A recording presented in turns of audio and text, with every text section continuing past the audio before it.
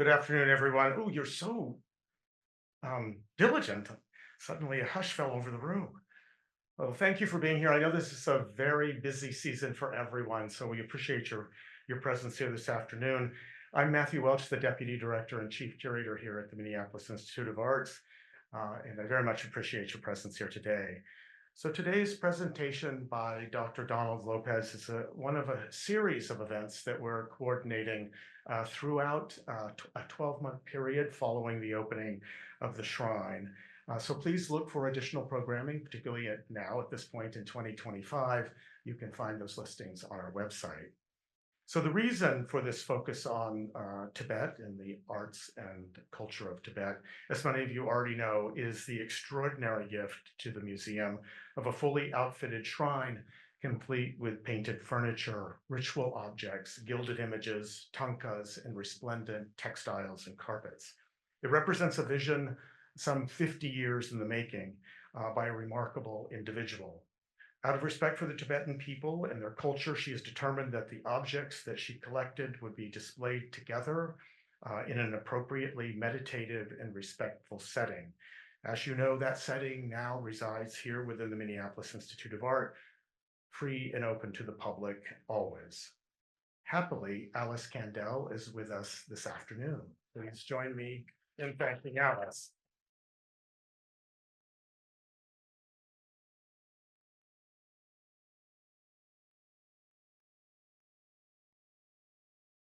So I can think of few people who have done more to advance the study and understanding of Buddhism in this country than Dr. Donald Lopez.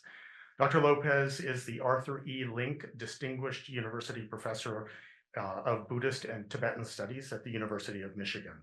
He is an award-winning author of numerous books, ranging from translations of Tibetan Buddhist scriptures, to histories of Western encounter with Buddhism, to anthologies of Buddhist text, to standard reference works in the field of Buddhist studies that every student and specialist has on his bookshelf for ready consultation, and that includes me.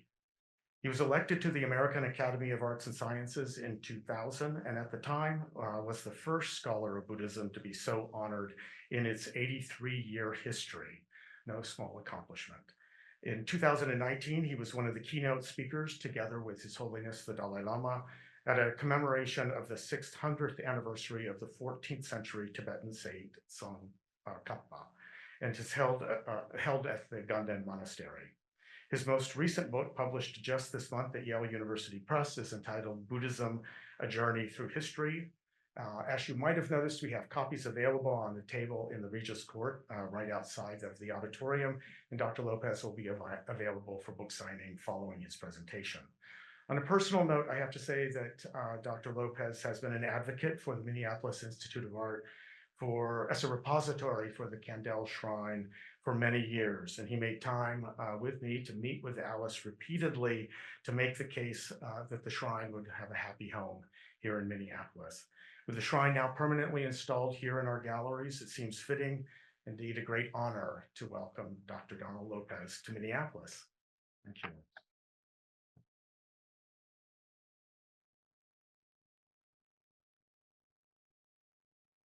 Thank you, Matthew. It's really heartwarming, quite literally, to be able to see the shrine now in its new home after so many years working with Matthew on this wonderful project. And of course, thanks so much to Alice, who without him would not be possible. So when we picture Buddhism, we picture the Buddha seated serenely in the lotus posture, dressed in the robes of a monk, his shoulders balanced, his hands resting in his lap, in the position of meditation.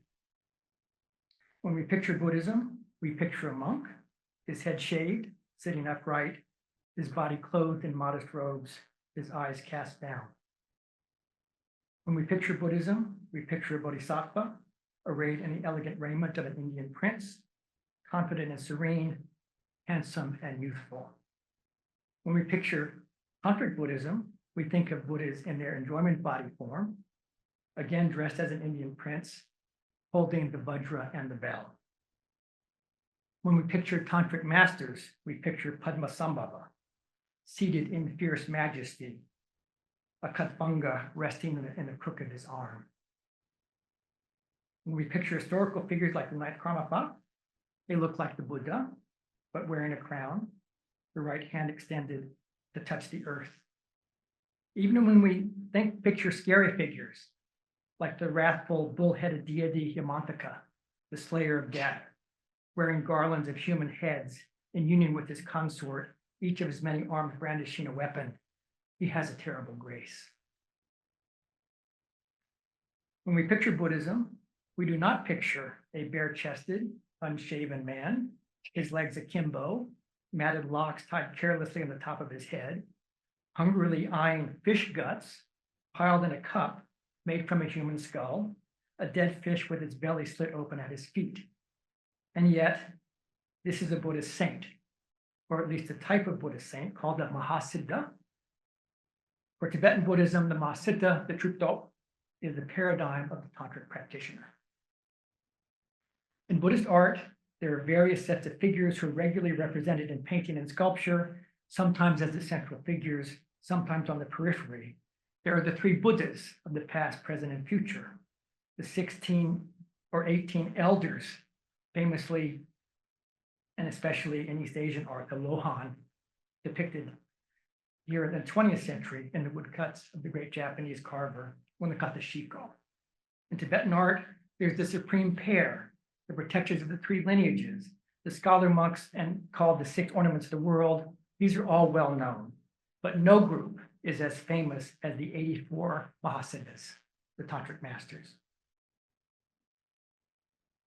From the point of view of Tibetan Buddhist tradition, Tantra, or as it's more commonly known in Tibetan, the secret mantra vehicle or the Vajra vehicle, is the supreme path to enlightenment, set forth in texts called Tantras by Shakyamuni and other Buddhas as the fastest and most efficient way to achieve enlightenment. Indeed, according to some, the tantric path is the only way to attain Buddhahood. All of the Buddhas of the past have followed it. The term mahāsiddha is often translated as great adept. A more literal translation would be great accomplished one. However, this does not convey the sense of the term siddha in the tantric context. A siddha is a person who's gained siddhi, fortune, success, but more specifically, magical powers. These powers are typically enumerated as 5 or 8.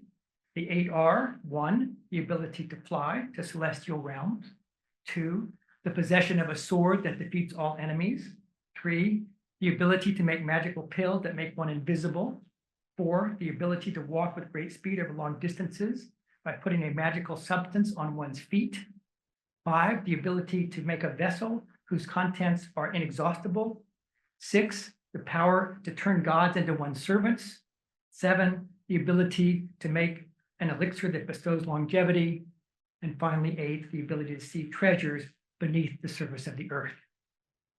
Unlike so many Buddhist lists, one notes here a particular emphasis on physical substances, swords, elixirs, vessels, pills, buried treasure. In Buddhist thought and in Indian religions more generally, such powers are said to be rather easily gained, typically through rituals that propitiate a particular deity who can grant special powers in return for offerings. The possession of magical powers does not in itself imply any particular spiritual attainment of those who possess them, attainments that are gained instead through meditation. Such skills are described in various canonical sources from across the various Buddhist traditions, skills possessed by Buddhists and non-Buddhists alike. What Buddhist claims is unique to Buddhism is the power of transformation. Transformation, especially the transformation of the mind, is central to Buddhist thought and practice. A central tenet of Buddhism is that the mind can be transmuted from a state of ignorance to a state of enlightenment. Such a transformation occurred for the Buddha under the Bodhi tree on the night of his enlightenment, and for the group of 5, the Buddha's first disciples after he set forth the Four Noble Truths in his first sermon in Sarna. Exactly how this transformation occurs has been a topic of perennial reflection across the long history of the tradition. In the mainstream tradition, it occurs through the application of antidotes to various negative mental states called afflictions, kleshas, empowered by the knowledge that all things are conditioned by 3 marks: suffering, impermanence, and no self. As we shall see, in Tantra, the afflictions are made part of the path to their own eradication. Which brings us to the mahāsiddhas. The historicity of them is difficult to judge. As one scholar has noted, and I quote, "Despite their importance and influence, the siddhas in general remain profoundly elusive, especially to the historian. We don't know exactly who they were, what religious alliance they claimed, where or when or even if they lived, or how many of the works attributed to them really are theirs," end quote. Monks such as Nagarjuna, here receiving offerings from the Nagas, and Shantideva, here levitating as he teaches the 9th chapter of his famous Bodhicharyavatara, Junjuk, are counted as among the 84 mahāsiddhas. Both are major authors in the history of Buddhist philosophy, yet scholars place them in a much earlier period than the 10th to 12th centuries, regarded as a central period of the mahāsiddhas, each of whom has their own story. Those stories depict a traditional Indian society, one based on the caste system, where the activities of women are generally restricted to the household. That society is also populated by ascetics, monks, yogins, and sadhus, who are represented as having renounced the rules of traditional society and yet play an important role within it, their counsel heeded in part because they are not bound by the conventions of social intercourse. The 84 mahāsiddhas fall into 3 classes, reflecting the strata of traditional Indian society. Because the motif of inversion is so prevalent in Buddhist Tantra, one tends to associate the mahāsiddhas with the dregs of society, living in charnel grounds and performing the most demeaning and polluting labor. Yet among the 84, 27 are described as kings, ministers, Brahmin, princes, and members of their ruling caste. 9 are monks. Still, the majority, in fact, are the lowest of the low, with 20 described as Shudra and 1 as a Chandala or outcast. Many others, although not identified by caste, are engaged in polluting labor. The hunter, the bird catcher, the blacksmith. Each of the stories of the mahāsiddhas can be roughly categorized into one of 3 different plots based on the social position of the person who becomes a mahāsiddha. In the first, the protagonist is a king, satisfied with his state and attached to his pleasures. A monk or yogin points out how ephemeral the pleasures of the world are, leading the king to adopt the practice taught by the Buddhist master. And so there is Lilapa, a king in South India. When a wandering yogin came to his court, the king offered his sympathies for the yogin's peripatetic life. The yogin responded that it was the king who deserved pity, burdened by the crown and all the worries that it wrought. The king explained that he was unable to renounce his royal office and lead the homeless life, asking instead if the yogin could offer him a meditation that he could practice while on his throne. The yogin taught him how to visualize the Buddha Hebhadra and his retinue in the ring that the king wore on his right hand. In the second plot, the protagonist is a Buddhist monk. Sometimes, perhaps most famously in the story of Tsong-kha-pa, he's a renowned scholar whose mind has not penetrated to the nature of reality. In a reversal of the standard pattern in which a monk provides instruction to a layman, here a low-caste layman, himself a yogin, provides esoteric teachings to the monk. The third plot is by far the most common among the 84 and includes many of the most famous of the mahāsiddhas. The protagonist is not a king, intoxicated by the pleasures of the senses, or a monk already well-versed in the Dharma, but a low-born laborer engaged in the most menial and demeaning professions in traditional Indian society. Here, the protagonist is all too familiar with the sufferings of samsara, struggling to support himself with backbreaking work, engaged in professions such as hunting that produce great burdens of evil karma, sometimes having recently lost a wife or child. Such figures did not require instruction in the first of the 4 noble truths, the truth of suffering. A Buddhist master, sometimes a monk, but more often a lay tantric yogin, approaches them. Despite the poverty of the protagonist, he offers some food to the yogin. In return, the yogin offers him instruction and a technique that will bring an end to his suffering and bestow enlightenment. In almost all the stories, it is said the disciple attains Mahamudra, Chachen, without specifying what this means. The Sanskrit term literally means great seal and has a wide range of signification. It is portrayed as an enlightened state of mind in which the world of appearance and the reality of emptiness are unified. It is a doctrine that is reflected in the quotidian concerns and occupations of so many of the mahāsiddhas. Because in Mahamudra, the ordinary mind is not condemned as a form of ignorance, but instead is exalted as the ultimate state, marked by clarity and awareness present even in worldly thought. It needs only to be recognized. The purpose of the practice is to gain this recognition. And so the ending of each story is therefore almost always a happy one, with the mahāsiddha going to a heavenly realm, often ascending bodily, sometimes accompanied by hundreds of disciples. Just as the mahāsiddhas fall into a set number of categories, so do their settings. So these include palaces and gardens of kings, as we've seen, the monasteries of monks, the caves of yogins, the sylvan abodes of ascetics, and the lonely work sites of laborers. Among the most common settings, however, is the charnel ground. In ancient India, corpses were considered a source of pollution and danger. For those with the means to do so, the body of a loved one would be cremated and the ashes thrown into a river. But many died alone, and there were low-caste laborers whose lot it was to drag the dead to a place outside of town where corpses would be left to rot and be eaten by animals. In tantric literature, the charnel ground is presented as a potent place for practices centered on the various demons, ghouls, and frightful deities who frequented them, dressed in shrouds, wearing necklaces of severed heads, drinking from a skull cup. Charnel grounds appear in a number of the mahāsiddha paintings, all depicted rather similarly, with corpses, some intact, some half-eaten, many skeletons or portions of skeletons or just a skull are right at the bottom of the painting. The bodies are often being devoured by animals, white birds, presumably vultures, tigers, leopards, and of course, blue jackals. Among the most famous of the mahāsiddhas was Saraha, a prominent member of the Brahmin caste. When he was accused of drinking by other Brahmins, he submitted himself to a series of tests to prove his innocence, including placing his hand in boiling oil. When he was exonerated at the request of the king, he composed 3 cycles of tantric songs for the king, for the queen, and for the people. He had 2 tantric consorts.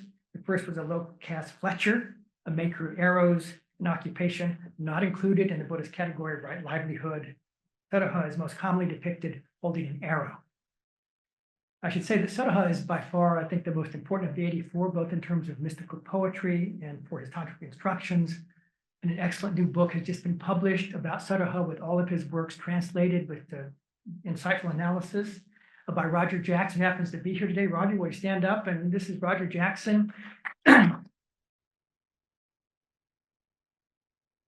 You should know that you have one of the leading experts of Tibetan Buddhism in the world living right here in the Twin Cities. But what about women? Buddhist attitudes toward women are ambivalent. The Buddha stated that women can achieve enlightenment and establish the order of celibate nuns, but because sexual partners, generally called consorts in English, are ubiquitous in tantric Buddhist art, it's often said that tantric Buddhism raises the status of women. Yet only 4 of the 84 mahāsiddhas are female. The first is Manibhadra, who met the sadhu Kukuripa when she was 13 years old and practiced his instructions in secret for 12 years, during which time she married and had a family. One day, she broke a pot, and she told her husband that the pot of the body was broken and she would not return to her home in samsara. She then flew into the sky, and so we see her here depicted flying through the air, the broken pot on the ground, along with her husband. Not a typical Indian wife, she's depicted with a breast bare and wearing a necklace made of human bone.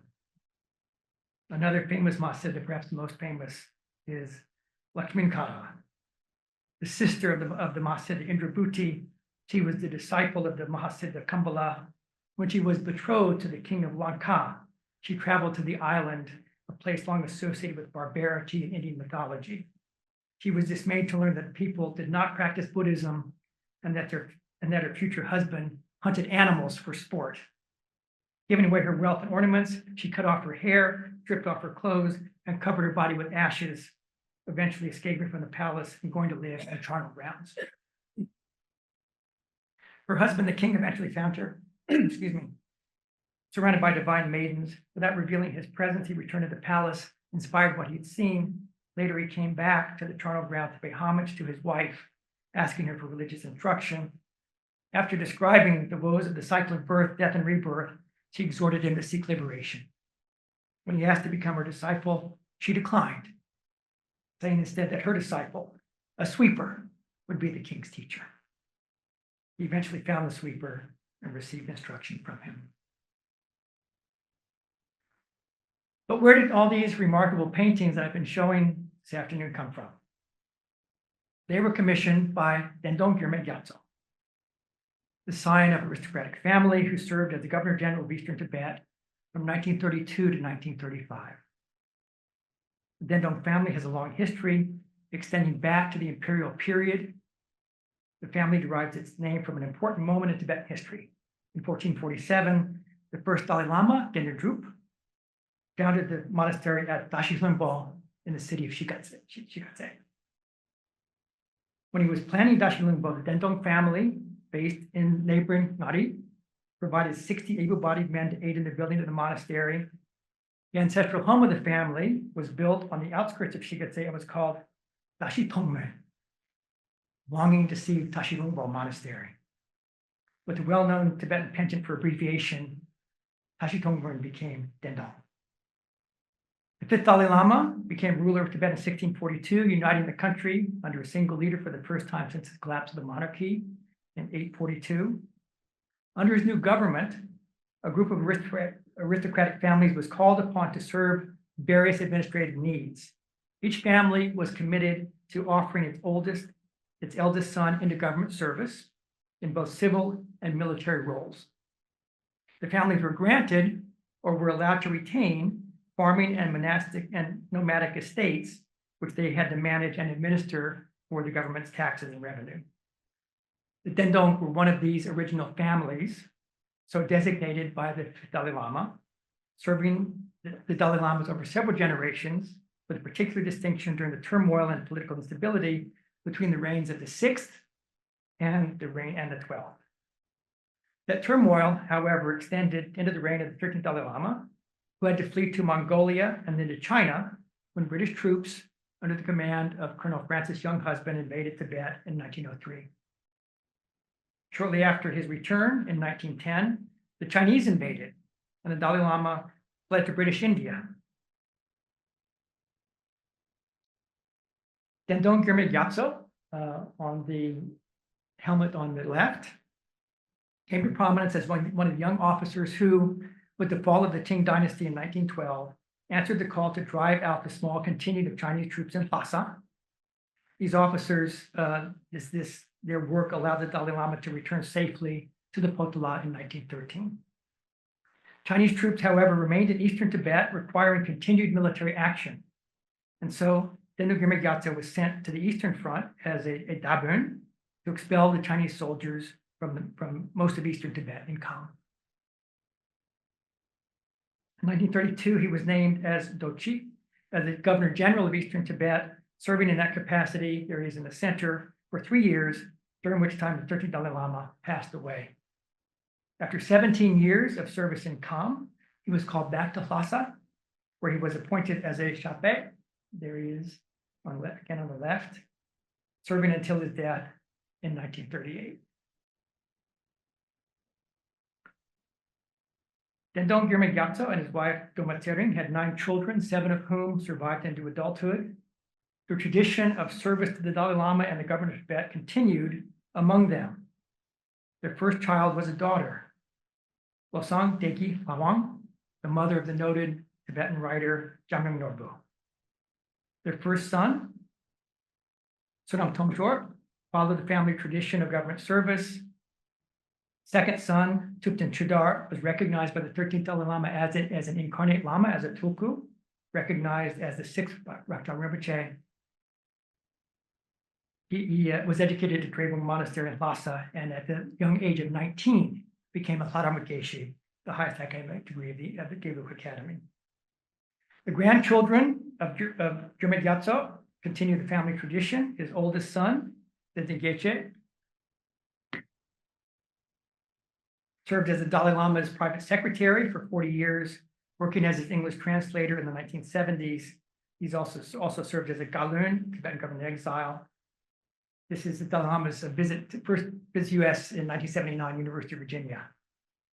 His next son, Ganden Namgyal, was one of the founding members of the Tibetan Youth Congress, serving from 1973 to 1986 as head of the Office of Tibet in New York, and from 87 to 1990 as the Dalai Lama's special representative in Washington.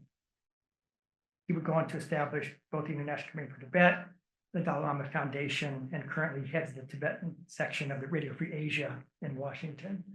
Here's an archival photo, again, from this same visit. The handsome gentleman on the far right is Tenzin Dendong, and that's a 27-year-old me there on the left with Jeffrey Hopkins and the Dalai Lama in Charlottesville.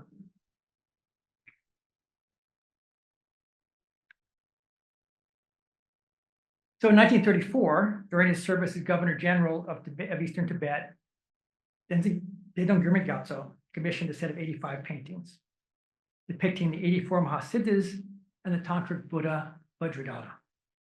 As is the case with so many Tibetan works of art, the identity of the painter of the 85 portraits is not known. In a memoir about her father, Losang Degi Lawang recalls that while the family was living in Derge, he hired, quote, Jamyang, a stout monk from Pelpung Monastery, to paint some tankas for the family. The 85 paintings of this collection are small by the standard of Tibetan tanka, almost miniatures, measuring only about 8 inches high and 6 inches wide, including the border. The painted area is even smaller.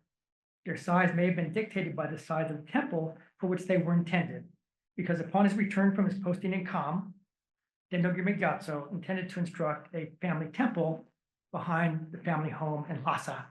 The 84 mahāsiddhas were to adorn that temple. However, the temple was never built, and so the paintings were never mounted in traditional brocade frames. This provides one of the many fascinating and charming elements of these paintings, that is, the visible border.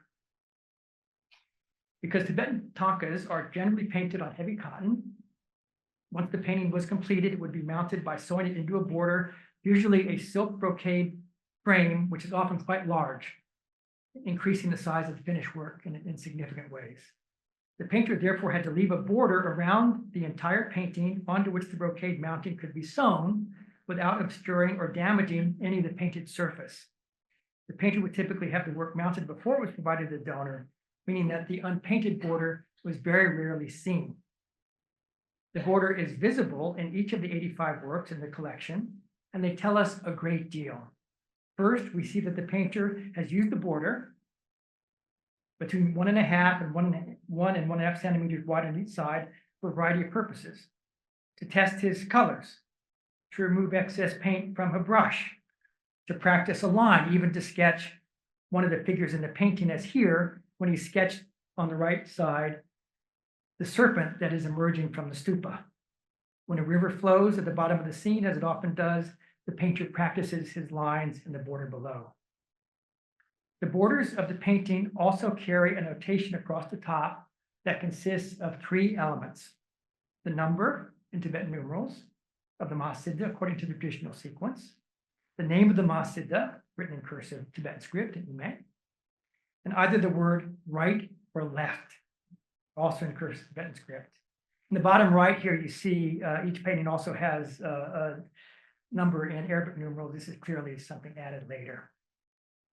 Tibetan tankas often helpfully include captions, sometimes written in gold, providing the name of the figure depicted. This is the case in this collection, where in each painting one finds the name of the mahāsiddha, preceded by the word guru, written in gold in the Tibetan capital script, Uchen, as well as the number. Since the scribe for the painting may not have been the painter himself, the notation in the border above was likely intended for the scribe, assuring that the correct name was written on the painting. Tibetan painting has often been wrongly criticized for its formulaic quality and what some have seen as its slavish fixation on iconometry and iconography. None of these charges can be leveled against the works in this collection, where the artist displays considerable freedom and creativity. The verbal description of the mahāsiddhas in the few painting guides that survive is very brief, often just 1 or 2 sentences. Because the mahāsiddhas are for the most part not monks and are always foreigners, the artist has a great deal of freedom in his portrayal of the dress of the mahāsiddhas from head to toe, taking particular care with the robes of those who are not bare-chested and with the dhotis of those who are.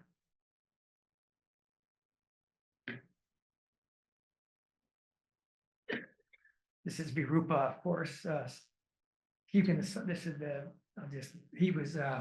Virupa means ugly in Sanskrit. He was a mahāsiddha who was a heavy drinker, went to the bar. He convinced the barmaid to give him free drinks until the sun went down. Then he used his magical powers to stop the sun in the sky.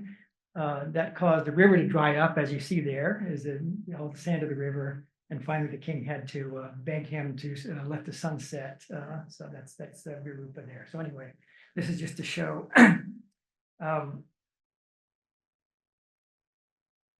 So those not seated on animal skins sit atop all manner of colorful cushions, which sometimes appear even in the paintings of the most impoverished. Fabrics of a wide range of colors, often with patterns painted in gold, are provided. Even the dhoti of a low-born laborer is lined by a fabric of another color.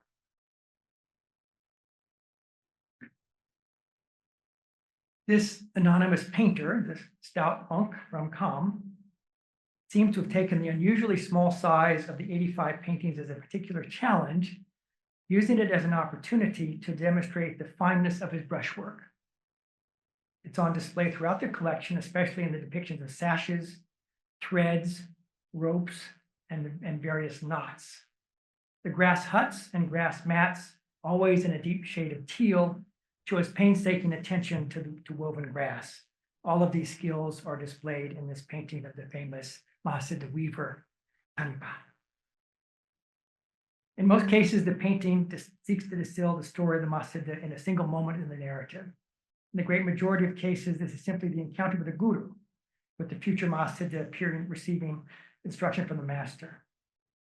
And those stories that contain a particularly dramatic scene, especially in a scene that involves movement, that scene is often depicted. And so Manibhadra flies above her broken jug.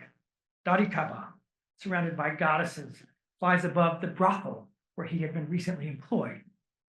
These memorable episodes become the iconic moments by which the mahāsiddha is identified for all time. Panaha was a low-caste cobbler. One day he saw a yogin and followed him to the charnel grounds and asked him for a method to free himself from samsara. The yogin gave him initiation and then told him to make a pair of shoes with bells on them. When he walked, he should meditate on the sounds of the bells as being inseparable from emptiness. After 9 years of practice, he attained the path of vision. He lived for 800 years, working for the benefit of sentient beings. You might think of this as an idea for a new sneaker line. And finally, for you dog lovers, we have Kukuripa, a Brahmin who lived as a yogin. One day he found a starving puppy and took her to live with him in a cave where he practiced meditation. After 12 years, he attained magical powers and was invited to live in heaven among the gods. He had to leave the dog behind. She was able to dig for food and water. When he remembered that she'd been down there for a long time, he sought to return to earth. The gods dissuaded him. He eventually returned to the cave where the dog was waiting. When he patted her, she turned into a Dakini, who gave him instructions on the unit of method and wisdom. He attained enlightenment and worked with all sentient beings. So be nice to your dog. There's so much to say about each of these paintings, but let me close this description of saints in my Saints and Sinners lecture today by asking you to imagine for a moment the Gendun Chopel that was never built. If you can visualize a beautiful silk brocade border for each of the 85 paintings, the 84 mahāsiddhas, and the Buddha Vajradhara, the chapel would have looked something like this.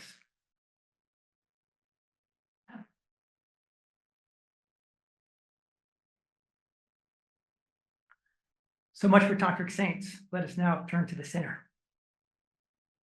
This is a photo of Gendun Gyatso's son, the monk Rakwa Rinpoche. The dissolute figure with his eyes closed is Gendun Chopel, the most important Tibetan artist of the 20th century. Renowned as a poet, painter, philosopher, historian, and a close friend of the Gendun family. Born in Amdo, the northeastern region of Tibet, he was the son of a prominent Lama of the Nyingma sect, was himself identified as the incarnation of Dodok Rinpoche, a famous Nyingma Tulku. His father died when he was young, after which he became a monk of the Gelug sect, distinguishing himself as a debater at Ganden Monastery. Photographs are taken from the time that he was there.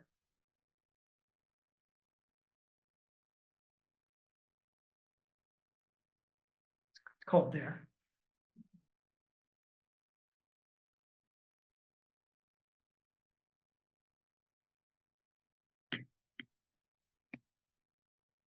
Gendun Chopel would be expelled from the monastery for reasons that are unclear. His unorthodox philosophical views may have been one reason. In 1928, he traveled to Lhasa and enrolled at Ganden Monastery to continue his studies. During his time there, he supported himself as a Tsong-kha painter in the traditional style. He was a controversial student, so much so that his teacher, the famous Shedok Gyatso, became so frustrated with him that he refused to address him by his name, calling him simply the madman, Nirma.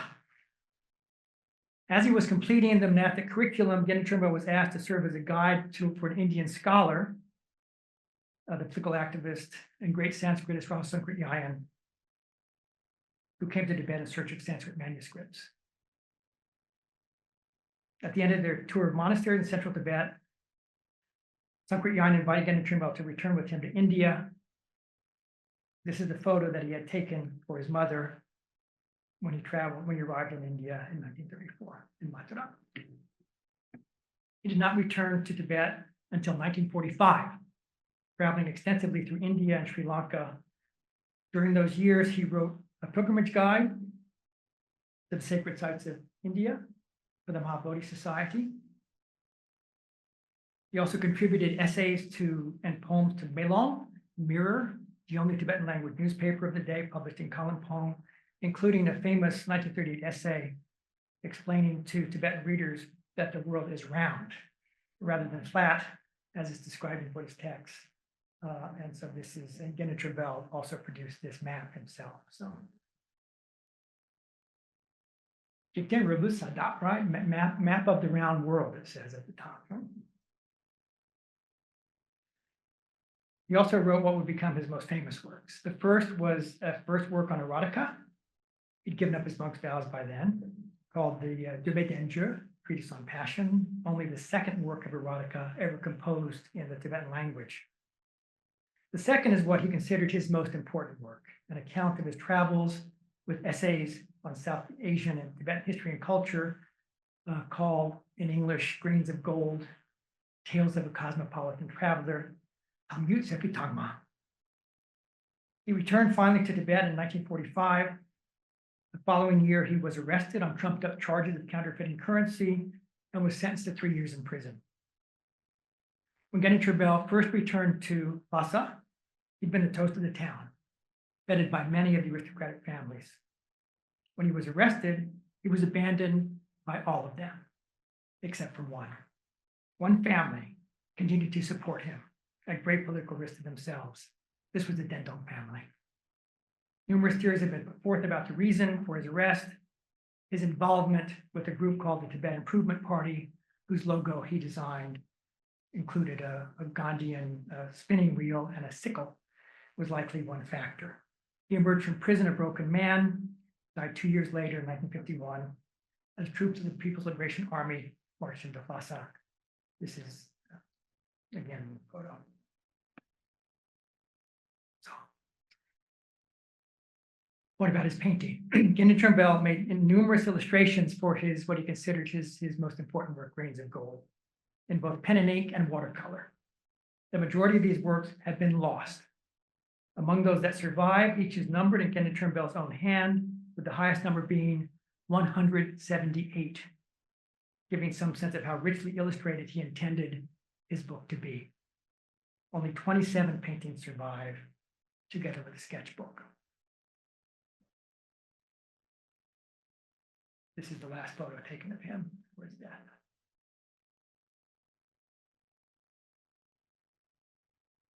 So, here are some of the illustrations that survive. Some depict famous Buddhist monuments and statues. This is, of course, the Sarnath Buddha. The Shokan column. Some depict Buddhist monuments and statues. Others are more scientific, depicting archaeological artifacts.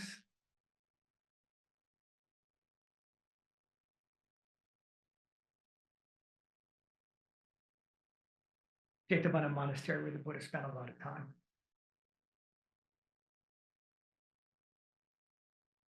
Super from Amaravati.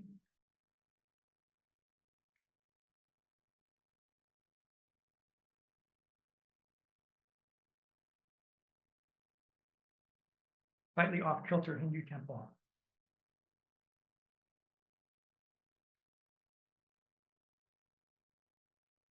Tibetans really didn't know what bamboo looked like, right? And so he provides illustration here with a little marker at the bottom on the right, showing the length. Yet others might be called ethnographic.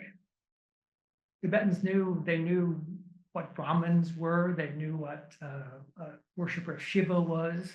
They didn't know what they looked like, and so he would show us, this is a Brahmin.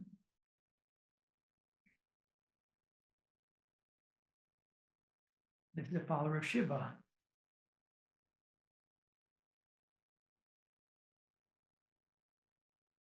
This is how Indians bathed. Tibetans didn't bathe much, so to see what Indian bathing looked like, this was all very exotic to his audience. And how Indians ate.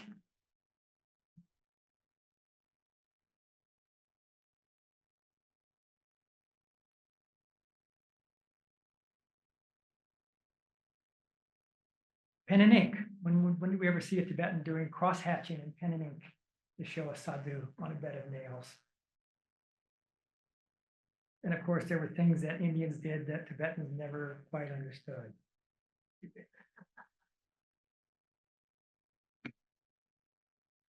So, despite the range of subjects and styles, whether depicted in watercolor or pen and ink, Gendun Chopel's works from this period share a remarkable quality. In medium, subject, and style, they're unlike anything previously produced by a Tibetan artist ever. And based on the few works that survive, they're unlike anything that he produced before arriving in India in 1934. So these were all skills that he picked up after arriving in India with, Prasangrit Yayan. Here, an Indian, having chopped off the top of a plantain tree, is literally taken aback to find no heartwood. At the top of the painting, Gendun Chopel has provided a passage from the Samadhi Raja Sutra in both Sanskrit and Tibetan. It says, a man cuts down a plantain tree because he wants its core, but finds no essence inside or out. One should understand all things as being like that.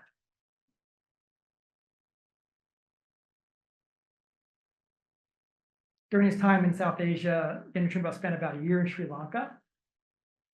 He wasn't a monk anymore, but he put on some robes anyway for this photo, it seems, where he painted a European monk in Sri Lanka. He painted temples. He painted stupas, watercolor, again, both intact and in ruins.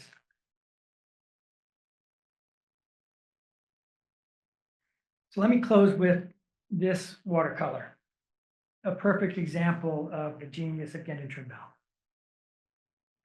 Despite appearing to be a portrait of an Indian beauty, the painting also falls into the ethnographic category.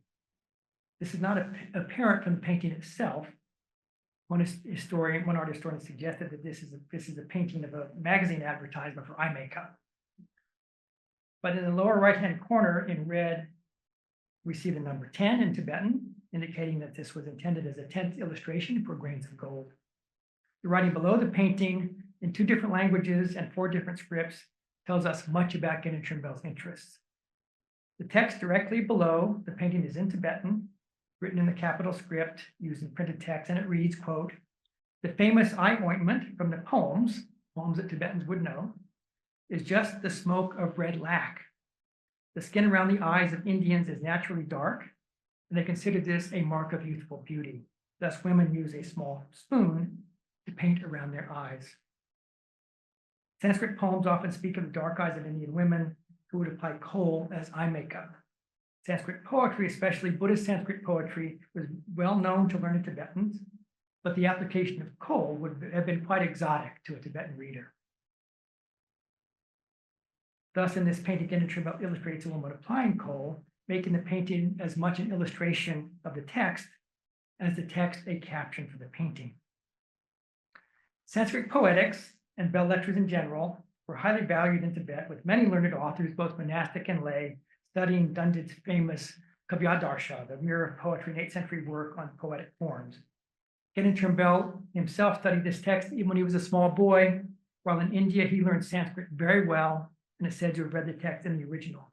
Thus, the next element of the text of the painting is in Sanskrit, written in a somewhat stylized form without the headline. It's a passage from a famous Buddhist text called The Heavenly Vine of the Deeds of the Bodhisattva, the Bodhisattva Kappa, a collection of 108 stories of the Buddha's past lives in verse by the 11th century Kashmiri poet Jemendra. To indicate this source to a well-read Tibetan reader, he simply writes vine in cursive Tibetan to the left of the Sanskrit inscription. After the original Sanskrit, Gendun Chopel provides his translation of the passage into Tibetan, written in a cursive Tibetan script. It reads, "You are skilled in the arts of beauty. Why do you put ointment on your beautiful eyes?" The speaker, praising the beauty of the woman's eyes, tells her that she does not need to apply kohl. This single passage immediately changes the painting from an ethnographic illustration to a scene from a previous life of the Buddha. As the woman in the watercolor, looking at the speaker to her left, stops upon hearing the verse, just as she's about to put kohl on her eyes. To demonstrate his knowledge of Danden, Gendun Chopel also adds a note in cursive Tibetan that says subtle category, referring to chukma, a rhetorical form of Sanskrit poetics. So as we see, the Tibetan artist thus displays many skills on a single page: a painter, ethnographer, scholar of Sanskrit literature, a translator, a poet. Clearly proud of his achievement, he designs a stamp for the painting to identify its author. The blue square in the lower right says Chopel. As you may have assumed or gathered, I've written a lot about Gendun Chopel, and I've translated his most important works. I like to think of him as he's depicted in this photo, the guy off to the side, slightly out of focus, with an impish smile on his face. And when I think about his skills as an artist, I often turn from his paintings to a sketchbook and this little sketch of the Buddha, expressing so much in so few lines. He was a devout disciple of the Buddha, beginning his controversial work on Buddhist philosophy with this poem. The sharp weapons of the demons, you offer delicate flowers in return. When the enraged Devadatta pushed down a boulder, you practice silence. Son of the Shakyas, incapable of casting even an angry glance at your enemy, what intelligent person would honor you as a friend for protection from the great enemy, fearful samsara? As always, Gendun Chopel's being ironic, apparently chiding the Buddha for failing to fight back against his enemies. If he won't protect himself, why would he protect us? Why would we go to him for refuge? As he says, what intelligent person would honor you as a friend for protection from the great enemy, fearful samsara? The word translated here as intelligent is sheden in Tibetan, meaning something like, what person in their right mind? Gendun Chopel's point, perhaps, is that being in our right mind has been the problem all along. This poem was a favorite of Denig Gyatso's son, Rakwa Rinpoche, and so in honor of Alice Kandel and her long commitment to Tibetan culture, in honor of the Minneapolis Institute of Art and its dedication to the treasures of the Tibetan Buddhist tradition, and especially honor the Tibetan community of the Twin Cities for their contributions to their new country and for their commitment to preserve and protect the remarkable culture of their homeland. Kurkamchen, Snowy Tibet. It's appropriate for this poem to be read in Tibetan and by a Tibetan. That's why I'd therefore like to invite Dendong Gyatso's grandson, Sona Tomchor's son, Rokra Rinpoche's nephew, to come up and read the poem. Please welcome Dendong Denden Namgyal to the stage.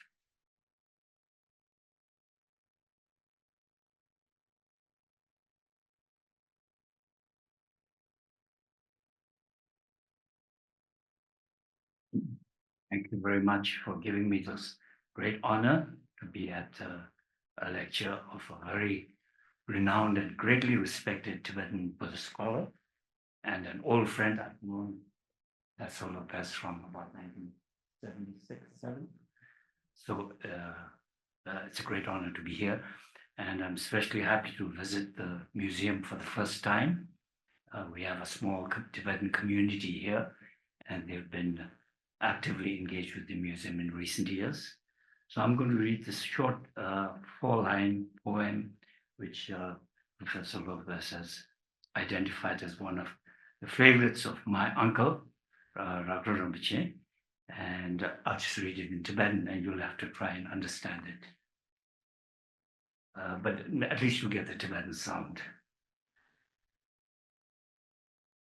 Dugi Tsunja, Tumutala, Jamye, Meto Landu, Chin, Dechen Trube, Rokto, Hangzi, Mima, Dushuta, Tangdulam, Rangitala, Dangmi, Sam Yang, Dewar, Minu Shajese, Jigrun Korwe, Dashin, Hube, Trusu, Shinden Sui, Gur.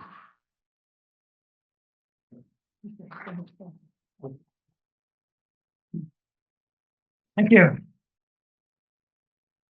I'm going to ask, so that's it. I'm going to ask Dendon to stay up on the stage because you probably have more questions for him than for me, you should. So I'm going to have him stay for the Q&A. So thank you very much.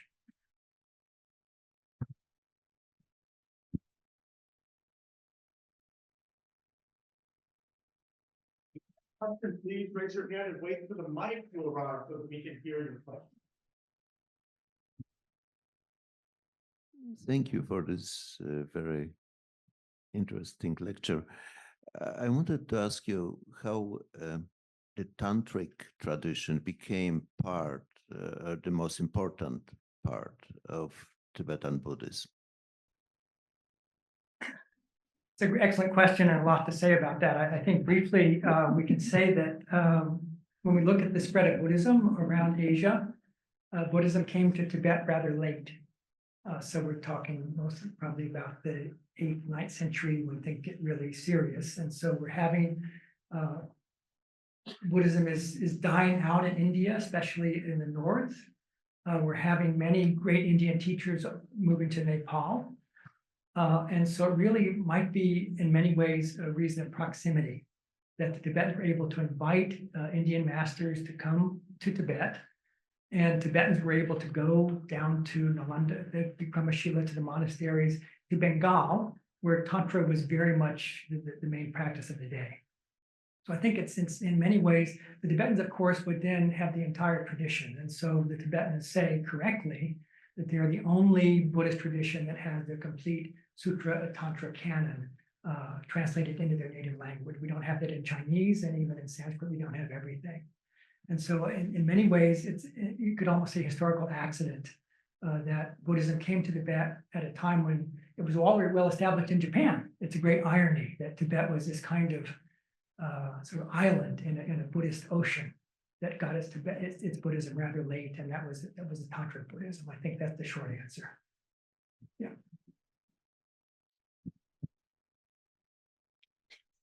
That's standard. Hello. Thank you. Thank you so much, Dr. Lopez, for this very insightful and helpful presentation. And also thank you, Tenzin Namgyal, for sharing the poem with us in Tibetan. My question is directed more to Dr. Lopez. So if I may compare your recent work with your work a couple of decades ago, I've used your work in my work as well as my engagement with other colleagues. So in late 90s or early 2000, and then your more recent work focused on Tibetan texts or literature. I'm talking more about in terms of looking at the presentation of Tibetan Buddhism in the West. And then you have used a text like Pardo Totel, Tibetan Book of the Dead, looking from the critical lens. And your more recent work, the history of Buddhism and these paintings that you have presented to us and interpreting them in a ways that you see most fitting. And if I may humbly infer that I feel like you are in some way of recreating the narratives of Buddhism historically, as well as through the eyes of some of the scholars that you have presented. If you don't mind, could you talk to us a little bit about the motivation that came around the way you have engaged in this recent work you present today? Thank you. Thank you. It's a big question, and it's a long career, so I have to think back to them. You're probably referencing a book called Prison of Shangri-La that I wrote in 1998, which was it was about the Western views of Tibet going back quite far, but really showing the huge misunderstandings and misrepresentations of Tibetan Buddhism, most of which were very romantic. Some were quite negative, some were very romantic. And I wanted to try to dispel these myths about Tibet and Tibetan Buddhism, because I actually felt that by romanticizing Tibetan religion and Tibetan people, by seeing Tibet as some kind of Shangri-La, this was actually detrimental to the cause of Tibetan independence. That people just thought all Tibetans meditated all the time, and so there was a polemical work. It was a controversial work, as you probably remember. I got in a lot of trouble for it in certain quarters, and I think often when you get in trouble with a book, it's often comes from people who didn't read it.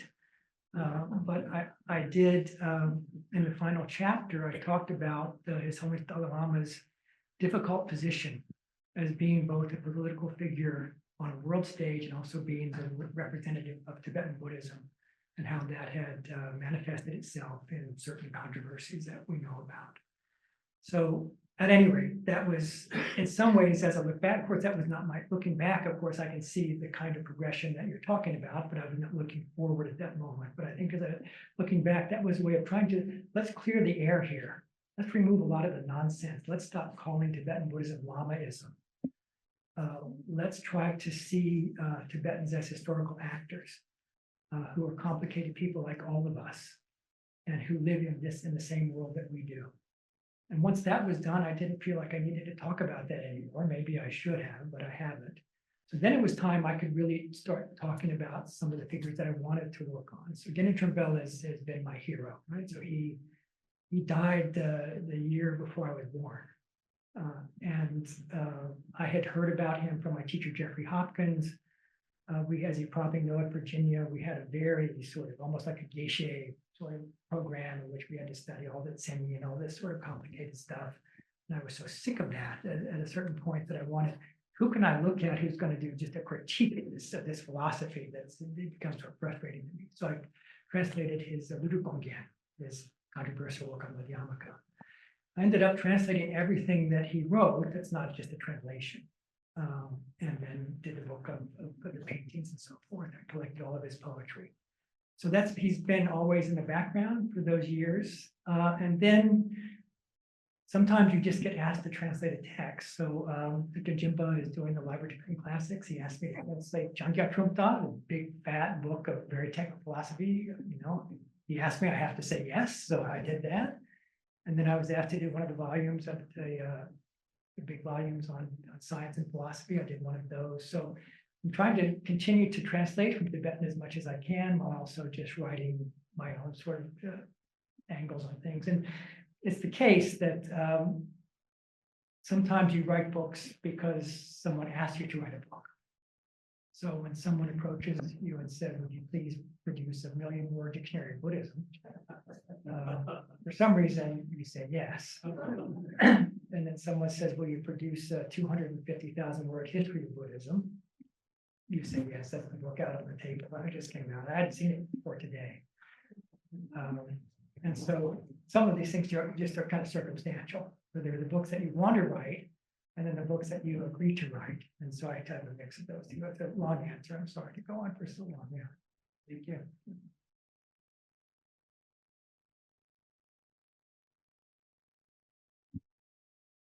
Thank you very much for your presentation today. I have two questions. One, in the pictures that you showed, the skin color varied a lot. Can you talk about why that would be? And number two, how is Buddhism doing in Tibet today? Yeah. The skin color thing, I think it is largely just the artist's choice. I mean, there is, at least in olden times, there was a kind of a skin color discrimination in parts of India, light skin versus dark skin. And so those who were kind of low born and those who were these sort of chandalas and people, low caste workers who were often the mahāsiddhas would have to have darker skin. But I haven't gone through and sort of checked one by one, but that would just be my guess. But again, this painter had never been to India, had never met an Indian person. So this is just his fantasy of what Indians look like and how they're dressed and what their temples look like.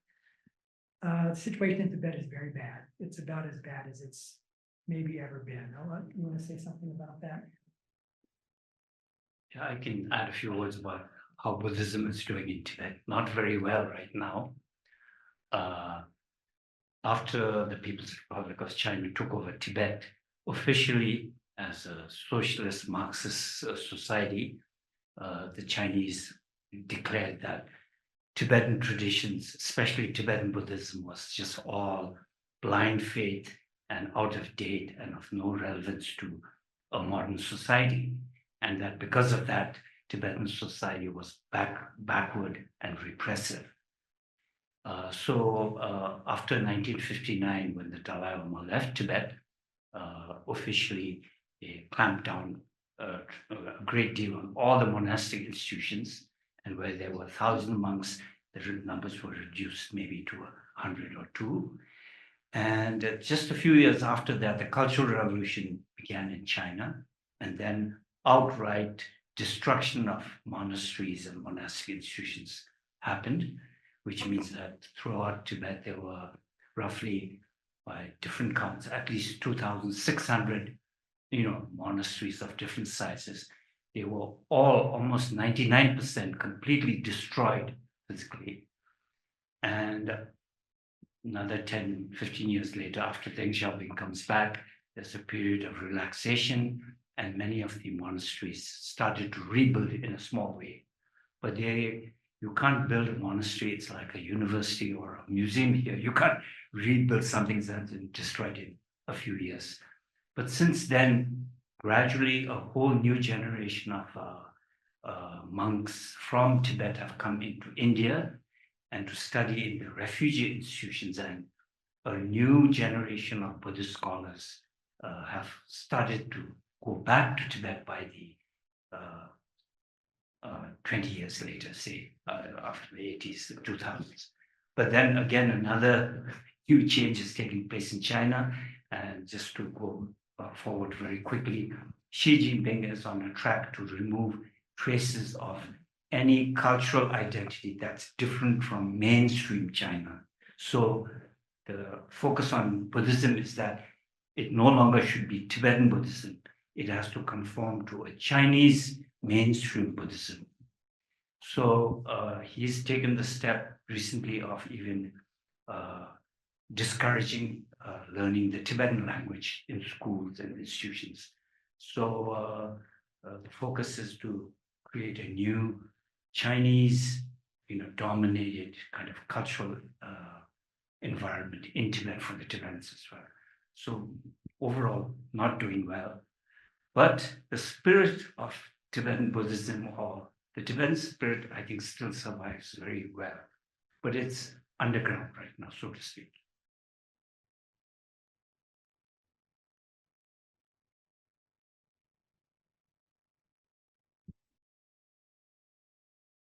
Hi, my question is for Dr. Lopez.